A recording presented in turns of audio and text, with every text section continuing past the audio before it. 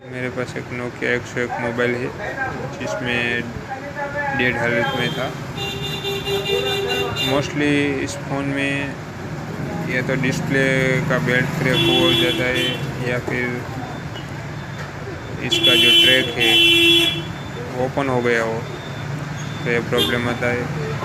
तो जब इसको गौर से देखा जाए तो इधर ये जो पार्ट्स है वो मैंने निकाल लिए हैं और इधर डायरेक्ट जंपर लगा दिए। आप देख सकते हैं ये जंपर 101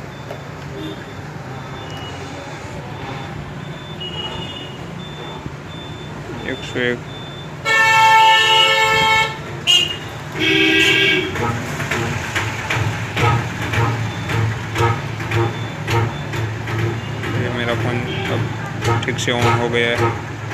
और ये जो जंपर है जब वाटर डैमेज हो फ़ोन तो पहले ये वाटर डैमेज होने की वजह से ऐसे छोटे स्मॉल पार्ट जो निकल जाते हैं ऐसा होता है। तो इसको डायरेक्ट ऐसे कर दिया जाए, जंपर लगा दिया जाए तो ये ऑन हो जाए।